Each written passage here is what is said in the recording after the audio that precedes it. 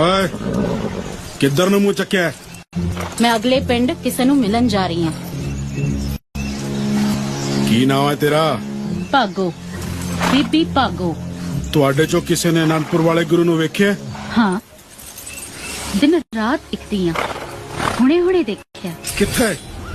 ਤੂੰ ਵੀ ਅੱਖਾਂ ਬੰਦ ਕਰਕੇ ਧਿਆਨ ਲਗਾ, ਤੈਨੂੰ ਵੀ ਗੁਰੂ ਸਾਹਿਬ ਦਿਖਣਗੇ। ਓਏ ਸਿੱਖਣੀਏ, ਤੈਨੂੰ ਇਹ ਤਲਵਾਰ ਵਿਖਾਈ ਦਿੰਦੀ ਹੈ? ਜੇ ਕੁਝ ਪਤਾ ਹੈ ਤਾਂ ਦੱਸ, ਸਾਨੂੰ ਉਹਨੂੰ ਗ੍ਰਿਫਤਾਰ ਕਰਨ ਦਾ ਹੁਕਮ ਹੋਇਆ ਹੈ। ਪਹਿਲਾਂ 2 ਗਜ ਤਾਂ ਛਾਲ ਮਾਰ ਲੈ, ਫਿਰ 6 ਗਜ ਵੀ ਮਾਰ ਲਵੀ। ਕੀ ਮਤਲਬ ਹੈ ਤੇਰਾ? ਪਹਿਲਾਂ ਗੁਰੂ ਦੀ ਸਿੰਘਣੀ ਨੂੰ ਤਾਂ ਫੜ ਕੇ ਵਿਖਾ, ਫਿਰ ਗੁਰੂ ਨੂੰ ਵੀ ਫੜ ਲਵੀ।